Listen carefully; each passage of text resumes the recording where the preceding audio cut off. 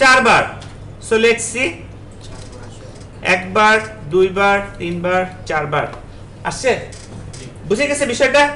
তাহলে জিনিসটা হলো যে ফাংশন একবার ডিফাইন করতে পারি, বারবার কল করতে পারি। তাহলে ডেফিনেশন হলো যেখানে ফাংশন কিওয়ার্ডটা থাকবে, তারপর একটা ফাংশনের নাম থাকবে, তারপর তার ভিতরে ফাংশনের বডি থাকবে। এটা হলো মিনিমাম একটা ফাংশনের ডেফিনেশন। আবার বলতেছি, ফাংশন কিওয়ার্ড থাকবে, ফাংশনের নাম থাকবে, আর এটা হচ্ছে ফাংশনের বডি। এতটুকু হচ্ছে মিনিমাম ফাংশনের ডেফিনেশন।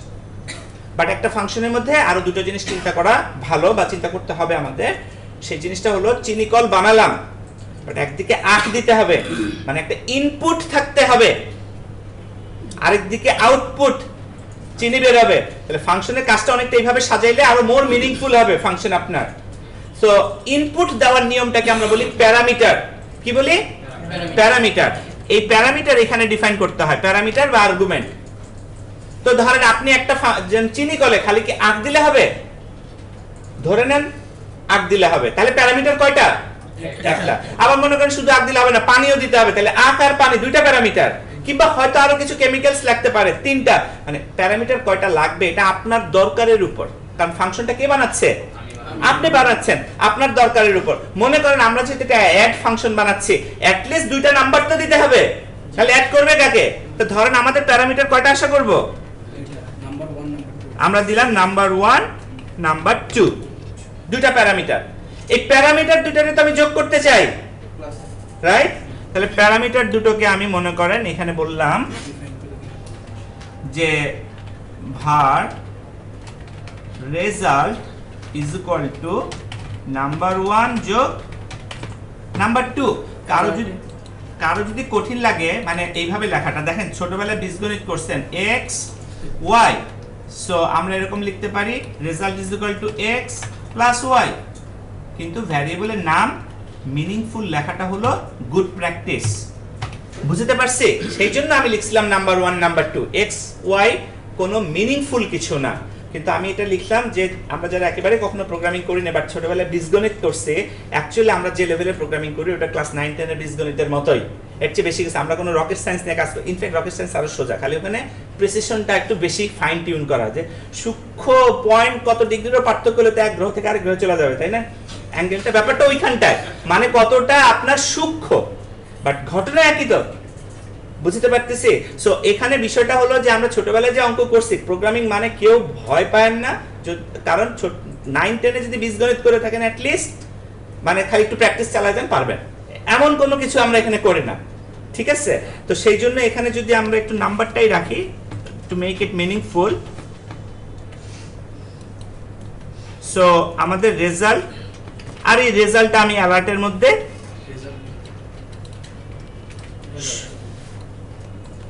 শো করে দিলাম। তাহলে এখানে আমার ফাংশনটা মোটামুটি এমন হয়েছে যে এখন কিছু ইনপুট নিতে পারে, তাহলে সেই ইনপুট তো ফাংশন কলের সময় দিতে হবে। আমি চিনি কল স্টার্ট করে দিচ্ছি, আগ দিচ্ছি না, লাভ আছে? কারণ আমার তো ইনপুট লাগবে।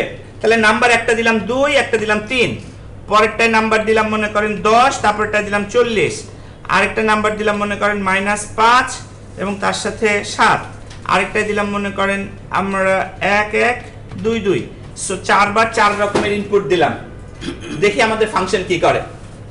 বুঝে গেছে? সো আমাদের ফাংশনটা একবার দিল 5, তারপর দিল 50, তারপর 2, তারপর 33, মিলাই দেখবেন যে অ্যাকচুয়ালি ওই যোগগুলোই হয়েছে। তাহলে আমরা কিন্তু ইনপুট দিয়ে একই ফাংশন ইনপুট দিয়ে ম্যানেজ করতে পারি, রাইট? ইনপুট দেওয়ার পর সাধারণত আমার একটা আউটপুট আসে, এই আউটপুটটাকে আমরা ডিফাইন করি রিটার্ন কিওয়ার্ড দিয়ে। কি দিয়ে? রিটার্ন।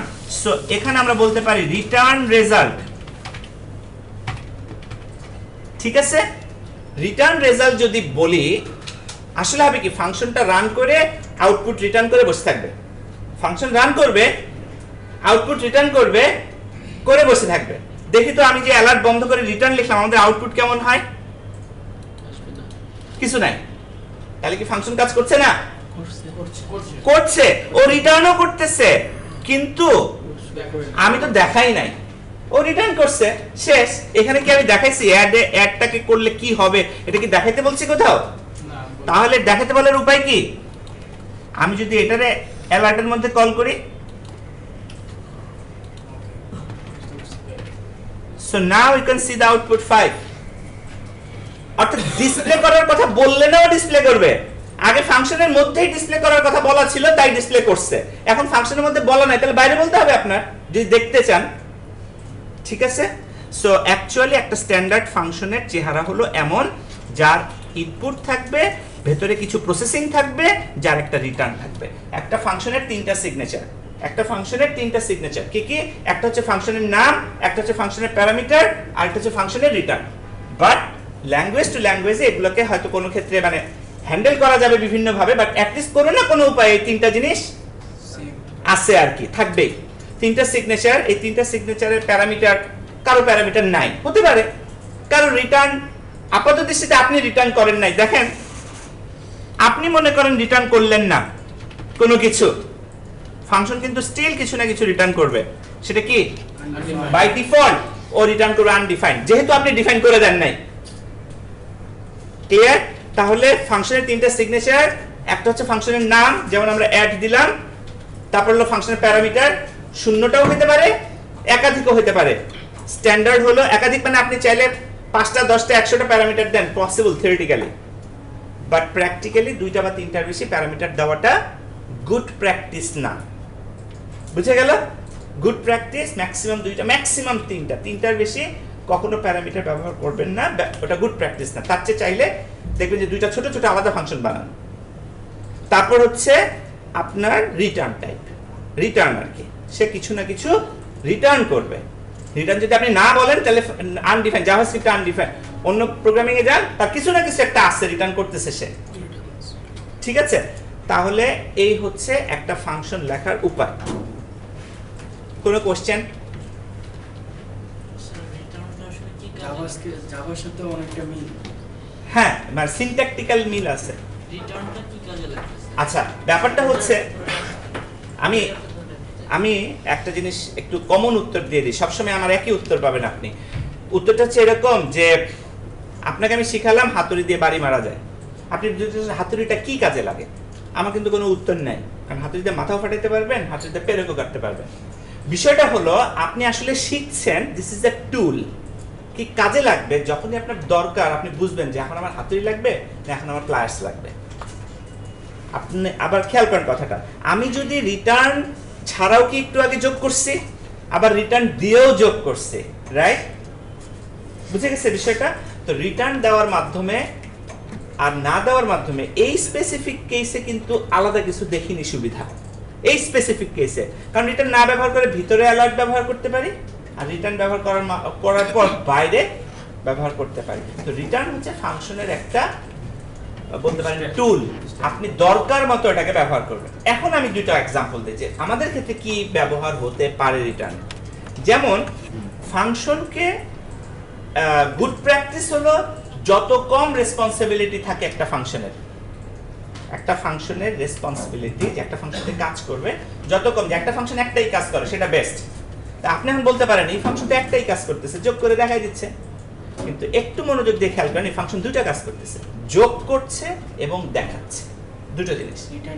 দুটো জিনিস যোগ করছে এবং দেখাচ্ছে। যখন আমি রিটার্ন ইউজ করিনি, অ্যালার্টটা ডাইরেক্টলি করছে, আর যখন আমি অ্যালার্ট দেইনি শুধু রিটার্ন করছি, সে কিন্তু তখন একটা কাজ করছে, যোগ করে আপনাকে আউটপুট দিচ্ছে। ফলে হলো কি এই ফাংশনটা মোর রিইউজেবল। কেন? মনে করেন এই ফাংশনকে ব্যবহার করে, এই অ্যাড ফাংশন ব্যবহার করে আমি শুধু যোগ করতে চাই, দেখাইতে চাই না, এমন ক্ষেত্রে কোনটা কাজে লাগবে? আমি শুধু যোগ করতে চাই, দেখাইতে চাই না, কোনটা কাজে লাগবে? রিটার্ন। কাজেই আমি যদি ফাংশনটাকে আবার যদি মনে করি যে না আমি অ্যালার্ট ব্যবহার করছি, রিটার্ন ব্যবহার করি নাই, যোগও করছি দেখাইছি, তাহলে এই ফাংশনটা কিন্তু রিজিড, সে শুধু সেইখানেই কাজে লাগবে যেখানে যোগ করে দেখাইতে হবে। যোগ করে অন্য কিছু করতে হবে, এখানে কিন্তু এই ফাংশন কাজে লাগবে না। তাহলে রিটার্নটা ব্যবহার করার মাধ্যমে আমি কিন্তু আমার ফাংশনটাকে মোর রিইউজেবল করলাম। পরবর্তীতে অন্য আরো কাজে ইউজ তখন আমি হতে পারে যে যোগ নিয়ে আরেক জায়গায় গুণ করব, তারপর আমি দেখাবো। মেমরি করে রাখা না, মেমরি বলবো না, মানে এটা একটা টেকনিক। আমি বলবো কথাটা মোর ওয়ে টুল। এই টুলটা আপনি কিভাবে ব্যবহার করেন তার কোনো সীমাবদ্ধতা নাই। যেমন রিটার্ন কি করে, আরেকটা উত্তর বলি। যেমন আপনি চান রিটার্ন মূলত ফাংশন থেকে বের করে দেয়। রিটার্নের মূল কাজ কি? যে পয়েন্টে ফাংশনের ভিতরে রিটার্ন পাবে ওই পয়েন্টে ফাংশন থেকে আপনাকে বের করে দিবে। অর্থাৎ এটা নিচেও মনে করেন কিছু জিনিস থাকলো, কিন্তু এই জিনিসগুলো কোনোদিন রান হবে না, রিটার্ন হওয়া মাত্র ফাংশন থেকে বের হয়ে যাবে। সো রিটার্নটাকে আবার করা যায় কি, কন্ডিশনালি ইউজ করা যায়। যে মনে করেন আপনি বললেন এই কন্ডিশন হইলে যোগ করবা, নাহলে যোগ করবা না, মনে করেন তাহলে কন্ডিশন হইলে যোগ করে রিটার্ন করব, না হলে এমনি রিটার্ন করে দেব। তাহলে রিটার্নটাকে আমি টেকনিক্যালি ইউজ করতেছি কিন্তু বিভিন্ন ভাবে। কাজে ওই ইউজ কি বা এটাতে কি করব, না হলে কি হইতো, না হলে কি হইতো এটা কখনো কোশ্চেন আর করব না আমরা। মানে আমরা চেষ্টা করব এটার ইউজেস কি আছে আস্তে আস্তে বোঝার। কারণ ওইটার মানে একটা টুলের কত ইউজ হইতে পারে সেটা তো আসলে এক্সপেরিয়েন্স আমাকে বলবে। আর দুই তিনটা হয়তো আপনি গ্রামার হিসেবে শিখতে পারেন, বা দুই তিনটা ব্যবহার হয়তো আপনাকে নলেজ হিসেবে দেওয়া হতে পারে, বাট মূল ব্যাপারটা হলো আপনি যতভাবে টুলকে ব্যবহার করতে পারেন কাজে লাগবে। কিন্তু টুলটা যেহেতু আছে, না হলে কি হতো, না হলে টুল ইউজ করেন না, ওটা আছে, ওটা তো আপনার দেখার দরকার নেই আছে কি নাই। যদি আপনার নাই লাগতো, মানে আমি কি আমার অ্যাপ্রোচটা বুঝতে পারছেন? মানে এই কথাটা হলো প্রোগ্রামিং শেখার সময় আপনাকে অনেকাংশে ঝামেলা থেকে মুক্ত করবে। প্রথম প্রোগ্রামিং শিখলে দুই তিনটা ঘটনা ঘটে, আমি বলি। একটা ঘটনা হচ্ছে ওই যে যেরকম শুরুতে উনি যে কোশ্চেনটা করলেন না, যে আমি এটা চাই না, আমি এটা এরকম করে চাই, ওই প্রোগ্রামিং ল্যাঙ্গুয়েজটা আমি লিখি নাই, আমার চাওয়া দিয়ে কিছু যাবে আসবে না। তাহলে আমার চাওয়া মতো হইতে গেলে আমাকে প্রোগ্রামিং ল্যাঙ্গুয়েজটা লিখতে হবে। অ্যাজ এ বিগিনার প্রোগ্রামার আমি তো সেটা এক্সপেক্ট করতে পারি না। তো সেই জন্য ওই চিন্তাগুলো বাদ, তাহলে আপনি আর কি পথ খুঁজে পাবেন, নাহলে হারায় যাবেন। দ্বিতীয় হইলো এটা না হলে কি হইতো, এটা থাক। আচ্ছা, যদি আপনার কাছে আপাত দৃষ্টিতে এটা দরকারি মনে নাও হয়, আপনি ওটা শিখেন না। কিন্তু ওটা না হলে কি হইতে পারতো সেটা চিন্তা করার দরকার নেই আপনার। মানে আমি বুঝতে পারছি, ওটা যেহেতু আছে, ওটা দিয়ে কি করা যায় অন্তত একটা দুটো আমি শিখে রাখি। তারপর আস্তে আস্তে আপনি বুঝবেন যে আসলে ওটার দরকার কি ছিল, আসলে ওটা না হলে হইতো কিনা। কারণ যারা এটা বানাইছে তারা তো আমাদের চেয়ে আরো বেশি এক্সপিরিয়েন্স নিয়ে তারপর রেডি করছে জিনিসটা। আমি এই কথাটা কেন বললাম, আপনার কোশ্চেনকে ছোট করার জন্য বলি নাই কিন্তু। ট্রাস্ট মি, এটার উদ্দেশ্য হচ্ছে আমরা পথ হারায় ফেলি বিগিনার প্রোগ্রামার হিসেবে এই জায়গাগুলোতে। যেটা আমার চিন্তা করার দরকার নেই, আমি সেখানে চিন্তা শুরু করে দিই। যেমন ওই যে মানে রসগোল্লা খাইতে কিরকম, যে কোনোদিন খায় নাই তার শত বুঝায় লাভ আছে, আর যে একবার খায় ফেলছে তার বোঝানোর দরকার আছে। সো ইদার আপনি খাবেন, খায়া বোঝার চেষ্টা করবেন জিনিসটা কি, ঠিক আছে? স্যার এখানে আপনি অ্যালার্টের সময় ব্র্যাকেট দিয়ে লিখেন, বাট রেজাল্টের ক্ষেত্রে আপনি এটা কারণ অ্যালার্ট একটা ফাংশন, অ্যালার্ট একটা ফাংশন, তাকে প্যারেনথেসিসের মধ্যে দিলে অ্যালার্ট এক্সিকিউট হবে। অ্যাডও যেরকম এখানে একটা ব্র্যাকেটের মধ্যে দিছি না, কেন অ্যাড একটা ফাংশন, দ্যাটস ওয়াই এটাকে ব্র্যাকেটের মধ্যে দিছি। ও যদি ফাংশন না হতো, যে কোনো ফাংশন প্যারেনথেসিস দিয়ে কল করতে হয়। Alert built in function, alert built in function, library function, জাভাস্ক্রিপ্টের কোর ফাংশন, বমের একটা অংশ, ঠিক আছে? স্যার এখানে এই যে আমরা তিনবার ওই যে অ্যাপ ফাংশনটাকে কল করলাম, তো অন্যান্য ল্যাঙ্গুয়েজের মধ্যে কি জাভাস্ক্রিপ্টে এরকমই আছে যে কোনো লুপ ছাড়াই আবার হ্যাঁ হ্যাঁ অবশ্যই আছে, লুপ আছে। জাভাস্ক্রিপ্ট একটা ফুল ফ্লেজেড প্রোগ্রামিং ল্যাঙ্গুয়েজ। আমি লুপিং এ এখনো আসি নাই, আমি জাস্ট ফাংশনটা একটু দেখালাম আর কি। তাহলে মোটামুটি, কারণ ফাংশনটাই আমাদের মোস্টলি লিখতে হবে জাভাস্ক্রিপ্টে, মোস্টলি মানে অ্যাজ এ বিগিনার ফাংশনটা ইউজ করা বা লেখাটাই আমাদের মূল কাজ, ঠিক আছে? আমরা তো নিশ্চয়ই একটা লাইব্রেরি বা একটা এই লিখতে যাচ্ছি না, জাস্ট আছে ওগুলোকে ইউজ করব। তাহলে একটু চিনতে হবে তো যে অ্যাড একটা ফাংশন চিনলাম এবং লিখলাম, এরকম একটা ব্যাপার আর কি, যে ফাংশন প্যারেনথেসিস দিয়ে ফাংশনকে কল করতে হয়। অ্যালার্ট একটা বিল্ট ইন ফাংশন, এই কাজ করে। তাহলে আমি কি ফাংশন নিয়ে কোনো কোশ্চেন থাকলে বলেন, আদারওয়াইজ ফাংশন ডান।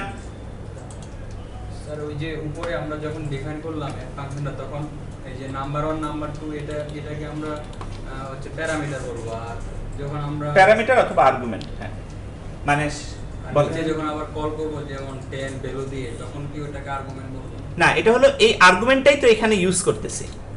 এটাই হলো ভ্যারিয়েবলটা, আর্গুমেন্টটা অ্যাকচুয়ালি একটা ভ্যারিয়েবল, ঠিক আছে? একটা জিনিস বলে দিই, মানে ফাংশন মেথড দুটো সিমিলার ওয়ার্ড, আবার প্যারামিটার আর্গুমেন্ট সিমিলার ওয়ার্ড। বিষয়টা হলো যে ওপিতে অবজেক্ট ওরিয়েন্টেড প্রোগ্রামিং এ বলা হয় মেথড, ফাংশন বলে না, ঠিক আছে? এবং সেখানে হলো প্রপার্টিস বলতেছি আমরা, প্রপার্টিস এন্ড মেথড। আর এমনি ফাংশনাল বা প্রসিডিউরাল প্রোগ্রামিং এ তখন আমরা বলতেছি এটাকে ফাংশন, একই জিনিস, একই রকম জিনিস। আবার একইভাবে আর্গুমেন্ট এবং প্যারামিটার, সম্ভবত প্রসিডিউরালে প্যারামিটার বলি আর ওপিতে আর্গুমেন্টস বলি, জিনিস একই, ঠিক আছে? এই ক্ষেত্রে একটু ভাইস ভার্সা হতে পারে, আমি জাস্ট প্রিসাইসলি আমার মনে নেই এই মুহূর্তে। জিনিসটা হলো পার্থক্যটা ওই জায়গাতে, শুধু নাম মানে নোমেনক্লেচারে, যে এই জগতে এটার নাম এই জগতে এটার নামে, জিনিস একই, সিমিলার জিনিস একই, কাজ একই।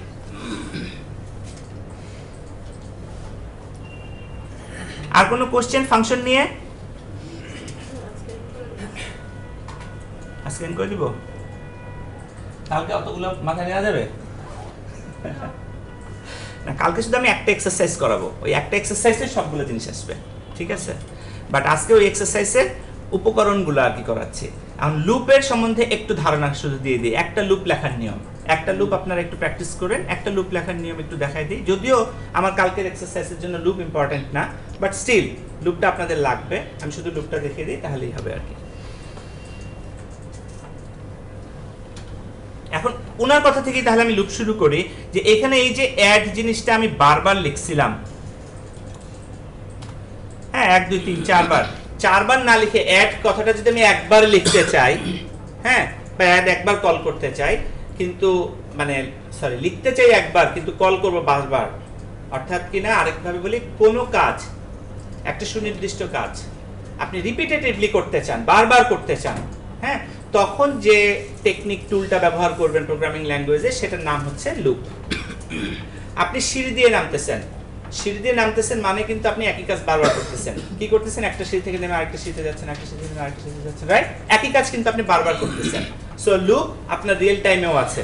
আপনি খাচ্ছেন, একই কাজই করছেন, কতক্ষণ পর পর করতেছেন, রাইট? সো লুপ, একটা লুপের মধ্যে পড়ে গেছেন তখন আপনি। তো এই লুপটার ক্ষেত্রে আসলে আমাদের অনেক রকমের, তিনটা অ্যাকচুয়ালি মিনিমাম লুপ লেখার সিনট্যাক্স আছে। ধরেন আমি হ্যালো ওয়ার্ল্ড কথাটা 10 বার প্রিন্ট করতে চাই, আমি চাই হ্যালো ওয়ার্ল্ড কথাটা 10 বার প্রিন্ট করতে। সো 10 বার হ্যালো ওয়ার্ল্ড প্রিন্ট করার জন্য আমার কি লাগবে? আমার একটা লুপ লাগবে, কারণ হ্যালো ওয়ার্ল্ড কথাটা তো একবার, তাহলে আগে অ্যাটলিস্ট একবার প্রিন্ট করি, বুঝে যাচ্ছে? আগে মনে করেন অ্যাটলিস্ট একবার প্রিন্ট করি হ্যালো ওয়ার্ল্ড।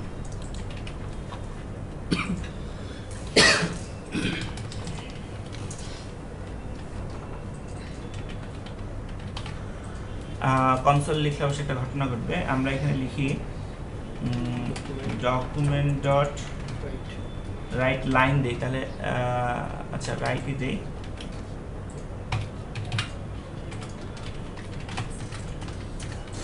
এরপর একটা ব্রেক দিয়ে দিই, নাহলে ভিজুয়ালি দেখা যাবে না। সো ডকুমেন্ট ডট রাইট, এটাকে যদি আমি 10 বার চাই, তাহলে all I have to do এই কাজটা করতে হবে। যারা প্রথম প্রোগ্রামিং শিখেন ইউনিভার্সিটিতে এই কাজটাই করেন না, 10 বার দেখা দেওয়ার জন্য 10 বার 15 বার দেখা দিচ্ছে, 15 বার। স্যার যদি সোর্স কোড না দেখে তা আউটপুট একই। এখন এখানে যদি আমরা দেখি 1 2 3 4 5 আসছে বারবার। আমাদের উদ্দেশ্য হলো যে আমরা আসলে এটাকে এতবার লিখতে চাই না, কারণ 10 বার না হয় লেখা সম্ভব। আমি যদি বলি এবার 1000 লেখেন, আমি যদি বলি 10,000 বার লেখেন। সো এই কারণে জিনিসটা হলো যে আমাদের ওই টুলটা প্রয়োজন। ওই টুলটা আমরা একটা লুপ শিখবো, ঠিক মতো শিখবো। ধরেন আমরা ফর লুপ শিখবো, মনে করেন যে কোনো লুপ আমরা ফর লুপের মধ্যে এমন ভাবে এই লেখাটা লিখতে চাই যেন আমার এটা 10 বারের কাজ করে, বুঝা যাচ্ছে? এমন ভাবেই জিনিসটাকে আমরা লিখবো যেন এটা আমার 10 বারের কাজ করে। তো ফর লুপের ভিতর আপনাকে যদি বলি যে উনি 10 বার লাফাবে, আপনি গোনেন, কি করবেন? উনি একবার লাফ দিবে, আপনি গুনবেন 1, উনি একবার লাফ দিবে, আপনি গুনবেন 2, রাইট? এবং উনি কিন্তু আমার সাথে সাথে একটা কাজ করবে যে আমাকে 10 বার লাফাইতে বলছে। সো উনি চিন্তা করবে, 3 বার লাফ দিয়ে চিন্তা করবে এখনো 10 হয় নাই, চেক করবে কিন্তু মনে মনে, করবে কি না? সো যখন 10 বার হয়ে যাবে লাফ, উনি কিন্তু নিজে থেকেই থেমে যাবে, কারণ উনি অলরেডি মনে মনে চেক করছে আমার 10 বার হয়ে গেছে, সো আমি এখন স্টপ করব। সো এই কয়টা জিনিসই লাগবে। একজন লাগবে কাউন্টার, যে কাউন্ট করবে 1 বার হয়েছে, 2 বার হয়েছে, 3 বার হয়েছে। আরেকজন লাগবে যে নিজে নিজে করবে, আপডেট করবে যে আমি একবার লাফ দিছি, এবার আরেকবার দিলাম, এবার আরেকবার দিলাম। সে কিন্তু আপডেট করবে নিজেকে, এবং সে ততক্ষণ লাফ দিবে যতক্ষণ কন্ডিশনটা ফুলফিল না হচ্ছে। তাহলে যে কোনো লুপে 3টা জিনিস লাগবে। একটা জিনিস হচ্ছে কাউন্টার, একটা জিনিস হচ্ছে আপডেট, আর একটা জিনিস হচ্ছে কন্ডিশন। খেয়াল করেন, জাস্ট এই সিনারিওটা একটু ভেঙে চিন্তা করেন। আমি উনাকে বললাম 10 বার লাফ দেন, উনাকে বললাম 10 বার হইলে আমারে বললেন। সো কি ঘটবে? উনি কাউন্টার, একবার লাফ দিচ্ছে, উনি 1 গুনতেছে, 2 গুনতেছে, উনি কিন্তু আর কিচ্ছু করতেছে না। উনি চাইলে 100, উনি যদি 100 বার লাফে, উনি 100 বার লাফাবে। আর উনাকে যদি 100 বার গুনবে আর কি। আমি তো উনাকে যদি বলি যে আপনি 10 হইলে আমাকে বললেন, তাহলে উনি কিন্তু চেক করবে একবার হয়েছে কিনা, 2 বার, 10 থেকে সেটা কি, তাই না? চেক করবে, আপডেট করবে এবং চেক করবে। তাহলে এই জন্য আমরা একটা করি কি, var I = 1, মনে করেন এটা হচ্ছে আমাদের কাউন্টার। আমি I না লিখে এটাকে লিখি কাউন্টার কাউন্টার 1 অ্যাকচুয়ালি আবার একটু বলি যে অ্যাকচুয়ালি আমার ফর লুপের তিনটা অংশ, এই তিনটা অংশ ছাড়া লুপ ইনফাইনাইট লুপে পরিণত হবে। উনি আজীবন লাফাইতে থাকবে, উনি আজীবন গুনতে থাকবে। তিনটার একটা যদি মিসিং থাকে, একটা যদি ভুল হয়, ইনফাইনাইট হইতে থাকবে জিনিসটা। তাহলে আমাদের তিনটা পার্টকে সাজাইতে হবে। সহজ করে চিন্তা করব যে ঠিক আছে শুরু করি কাউন্টার, এবং কাউন্টারটা প্রতিবার বাড়বে। কত করে বাড়বে? কাউন্টার প্লাস 1 এক এক করে বাড়বে। একবার লাফাবে 1, তারপর 2, আর এখানে একটা কন্ডিশন বসাই দিতে হবে। কি কন্ডিশন? সহজ করে আগে করে নেই, কাউন্টার লেস দেন 10। কাউন্টার যতক্ষণ 10 এর কম আছে ততক্ষণই তো কন্ডিশনটা ট্রু, তাই না? সো এইটাকে সামনে রেখে যদি আমরা এখন দেখি 1 2 3 4 5 6 7 8 9 হয়েছে। আচ্ছা, তাহলে 10 এর সমান তাহলে করি লেস অর ইকুয়াল। এই যে চিহ্নগুলো দিলাম এটা একটু আপনাদের পড়তে হবে, এগুলোকে বলে operators. Less or equal, equal, এরকম কতগুলো অপারেটর আছে। সো এখন 10টা হলো। তাহলে একটা কাজই কিন্তু বারবার হচ্ছে, লুপের সহায়তায় হচ্ছে। আমি এখানে বেশি কথা বলতে যাব না, লুপের আইডিয়াটুক দিলাম। আপনারা যারা একেবারে ভেরি বিগিনিং, যারা হাত তুলছেন যে প্রোগ্রামিং আজকে ফার্স্ট, তারা এই ছোটটা দিয়ে শুরু করেন। জাভাস্ক্রিপ্টে কাজ করার জন্য এটা ইম্পর্টেন্ট এই মুহূর্তে না, আপনি এটা না জেনেও কাজ করতে পারবেন। কাজেই যে কোনো জায়গায় কনফিউশন থাকুক, ভয়ের কোনো কারণ নাই। জাভাস্ক্রিপ্টে মোস্টলি ইন্টারনেটে সব ওপেন সোর্স, জাভাস্ক্রিপ্ট লাইব্রেরিগুলো সবকিছুই ওপেন। আপনি নেবেন, ওর ডকুমেন্টেশন পড়বেন কেমনে লিখতে হয়। তো ওই লেখার জন্য তো একটু স্ক্রিপ্ট ট্যাগ বসাইতে হবে, একটু ভার কথাটা লিখতে হবে, এইটুকু তো জ্ঞান থাকতে হবে। ওই জ্ঞানটুকু আমি দেওয়ার চেষ্টা করতেছি। সো ওয়ার্কিং নলেজ আপনি স্টার্ট করতে পারবেন, মানে ভালোভাবে করতে পারবেন। But at the same time গ্রামারটাকে ভালো করে জানার জন্য এই ছোট ছোট বিষয়গুলোকে একটু একটু করে, যে বইয়ের রেফারেন্স দিলাম, প্লাস অনলাইনে সার্চ দিবেন, অথবা যে এমডিএন মজিলা ডেভেলপার্স নেটওয়ার্কে গিয়ে ওদের ফাউন্ডেশন থেকে শুরু করবেন। আপনি আস্তে আস্তে খুব ভালো শিখতে পারবেন। ঠিক আছে? কোনো কোশ্চেন আছে লুপ নিয়ে? ওকে, যদি বলি 1 থেকে 10 পর্যন্ত প্রিন্ট করেন,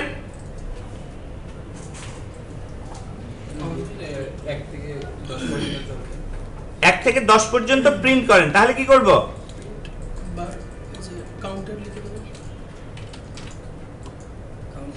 এই প্লাস কথাটার মানে হচ্ছে অ্যাকচুয়ালি এটাকে, আচ্ছা প্লাস কথাটা এখন এখানে দিয়ে আমি যন্ত্রণা তৈরি না করি, আমি জাস্ট একটা করে লাইন লিখবে, তারপর একটা করে ব্রেক দিয়ে দিলাম মনে করেন।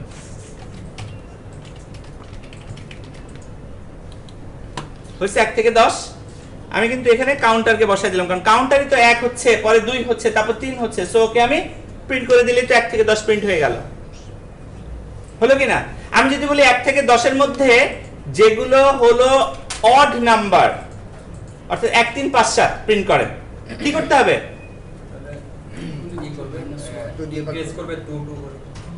ওকে, এটার অনেক সলিউশন হতে পারে। আমি 2 2 করে না করে, ধরেন যেটা আছে এটার মধ্যেই একটু চাই। যে কোনো কিছুর অর্ডার ইভেনের পার্থক্য হচ্ছে কোনো কিছুকে 2 দিয়ে ভাগ করলে যদি শূন্য থাকে ভাগশেষ, তাহলে সেটা জোড়, আর যদি বেজোড় তাহলে, তাই না? তাহলে আমার এই কাউন্টারকে যদি আমি ভাগ করি, যে ইফ, এই হলো আরেকটা জিনিস শিখলেন, কন্ডিশন অ্যাপ্লাই করা। আমি খুব কুইকলি ছোট ছোট অনেকগুলো জিনিস দিচ্ছি জাস্ট টু স্টার্ট করার জন্য। এখানে আমরা যদি লিখি যে কাউন্টারকে, শোনেন, আমরা গুণ চিহ্ন দেই যেরকম, এটা হলো যোগ চিহ্ন, এটা মানে হলো যোগফল দিবে, বিয়োগ চিহ্ন দিবে, গুণ চিহ্ন গুণফল দিবে, ভাগ চিহ্ন ভাগফল দিবে, আর এইটা পার্সেন্ট চিহ্ন ভাগশেষ দিবে। আমরা কি চাই? ভাগশেষই তো খুঁজবো। কোনো কিছুকে 2 দিয়ে ভাগ করে ভাগশেষ যদি 1 হয়, কোনো কিছুকে 2 দিয়ে ভাগ করলে ভাগশেষ যদি 1 হয়, কথাটা আমাদের তাই না? তাহলে কোনো কিছু মানে কাউন্টারকে ভাগ করে ভাগশেষ পেতে গেলে এই চিহ্ন দিতে হবে, এই চিহ্ন। যদি কি হয়? যদি শূন্য হয়, তার মানে কি? শূন্য হলে সে কি? জোড়। আমি চাচ্ছিলাম কি? যদি বেজোড় হয় তাহলে তুমি এই প্রিন্ট করো, না হলে করো না। সো 1 3 5 7 হতো, মানে লজিককে অনেকভাবে অ্যাপ্লাই করা যায়। আর আমি যদি বলতাম যে জোড়গুলোকে প্রিন্ট করো, সো জাস্ট এই রেকর্ডিংটা প্লাস স্ক্রিপ্টটা আপনারা নিয়ে যতটুকু করবেন যে এটা থেকে পরে নিজেকে ইমপ্রুভ করবেন, কিন্তু স্টার্টিং এ আগে এইটুকুকে ভালো করে বুঝলে দেখবেন অনেক কিছু আপনাদের পড়তে হচ্ছে। আপনাকে অপারেটর শিখতে হচ্ছে, আপনাকে ইফ এলস একটু শিখতে হচ্ছে, আপনাকে লুপ একটু শিখতে হচ্ছে। বুঝছেন বিষয়টা?